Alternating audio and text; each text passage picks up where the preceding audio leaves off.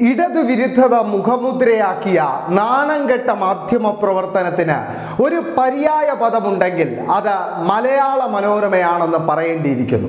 മലയാള മനോരമ പതിവ് പോലെ ഇന്നും ഇടതുപക്ഷ സർക്കാരിനെ അപകീർത്തിപ്പെടുത്തുന്ന രീതിയിൽ തലക്കെട്ടിൽ ഒരു കള്ളക്കള്ളി നടത്തി ഒരു വാർത്ത റിപ്പോർട്ട് ചെയ്യുകയുണ്ടായി. നിങ്ങളിപ്പോൾ സ്ക്രീനിൽ കാണുന്നത് മലയാള മനോരമയുടെ ഇന്നത്തെ തിരുവനന്തപുരം എഡിഷന്റെ അവസാന പേജിൽ വന്നൊരു വാർത്തയാണ്. ആ വാർത്തയുടെ തലക്കെട്ട് തന്നെ ഇങ്ങനെയാണ്: KSRTCക്ക് ഡീസൽ കുടിശ്ശിക 100 കോടി, മന്ത്രിയുമായി ഇടഞ്ഞു, മുഖ്യമന്ത്രിയെ സമീപിച്ച IOC. അതായത് ഈ തലക്കെട്ട് വായിക്കുന്ന ഏതൊരു സാധാരണക്കാരനായ മലയാള മനോരമയുടെ വായനക്കാരനും ധരിക്കുക KSRTCക്ക് നിലവിൽ 100 കോടി രൂപയുടെ ഡീസൽ കുടിശ്ശികയുണ്ടെന്നും ഇത് ആവശ്യപ്പെട്ടുകൊണ്ട് ഇന്ത്യൻ ഓയിൽ കോർപ്പറേഷൻ മുഖ്യമന്ത്രിയെ സമീപിച്ചിരിക്കുകയാണ് എന്നുമാണ്.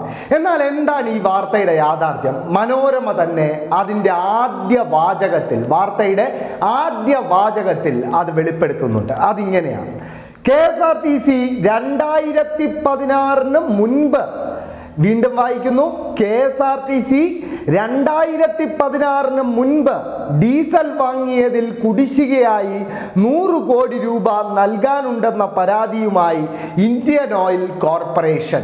അതായത് കേരളത്തിൽ ആദ്യത്തെ LDF സർക്കാർ അധികാരത്തിൽ വന്ന 2016 മുൻപ്, അതായത് കേരളത്തിൽ ഉമ്മൻചാണ്ടി സർക്കാർ അടക്കം ഭരിച്ചിരുന്ന കാലത്തെ ഡീസൽ കുടിശ്ശികയായ 100 കോടി രൂപ ആവശ്യപ്പെട്ട് ഇന്ത്യൻ ഓയിൽ കോർപ്പറേഷൻ രംഗത്ത് വന്നിരിക്കുന്നു.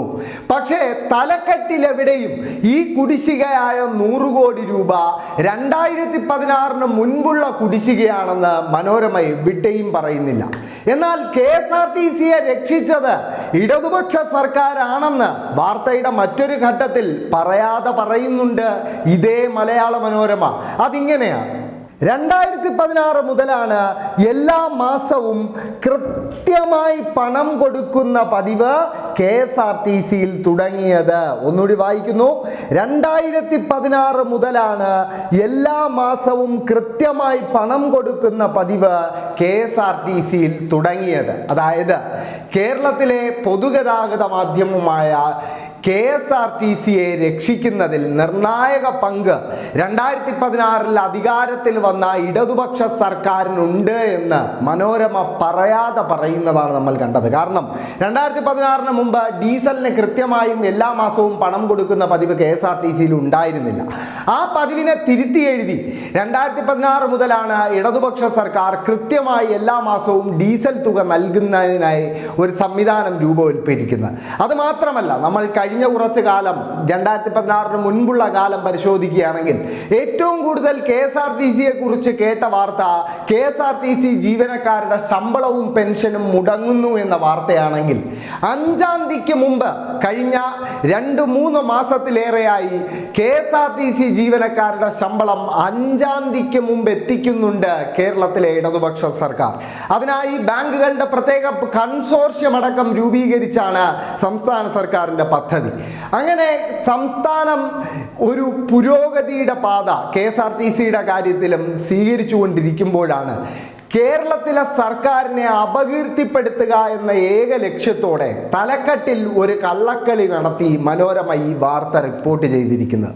2016 മുൻപ് എന്ന വാചകം അതിൻ്റെ തലക്കെട്ടിലോ ഉപതലക്കെട്ടിലോ ചേർക്കാൻ മനോരമയ്ക്ക് സ്ഥലം തികയാഞ്ഞിട്ടല്ല, പകരം ഇലക്ഷൻ നടക്കുന്ന ഈ സമയത്ത് സംസ്ഥാന സർക്കാരിനെ പരമാവധി അപകീർത്തിപ്പെടുത്തുക എന്ന ലക്ഷ്യത്തോടെ തന്നെയാണ് മനോരമ ഇത്തരം തലക്കെട്ടിലെ കള്ളക്കളികൾ നടത്തുന്നതെന്ന് പറയേണ്ടിയിരിക്കുന്നു. നമ്മൾ മുൻകാലങ്ങളിലെ അനുഭവങ്ങൾ പരിശോധിക്കുകയാണെങ്കിൽ നവകേരള സദസ്സുമായി ബന്ധപ്പെട്ട ബസ് പുറത്തിറങ്ങുന്ന ഘട്ടത്തിലൊക്കെ ആ ബസ് പുറത്തിറങ്ങുന്നതിന് മുൻപ് ആ ബസ്സിനെ കുറിച്ച് ഇല്ലാ കഥകൾ പലതും ന്യൂസ് സ്റ്റോറികളായി പുറത്തിറക്കിയ മാധ്യമങ്ങളിൽ പ്രമുഖ സ്ഥാനം വഹിക്കുന്നുണ്ട് മലയാള മനോരമ. അതിനുശേഷവും ഒന്നിലധികം വ്യാജ വാർത്തകൾ CPM-നെതിരെ പ്രസിദ്ധീകരിച്ച ചരിത്രമുള്ള മനോരമയിൽ നിന്നും ഇതിൽ കൂടുതൽ പ്രതീക്ഷിക്കുന്നതിൽ അർത്ഥമില്ല എന്ന് പറയേണ്ടിയിരിക്കുന്നു.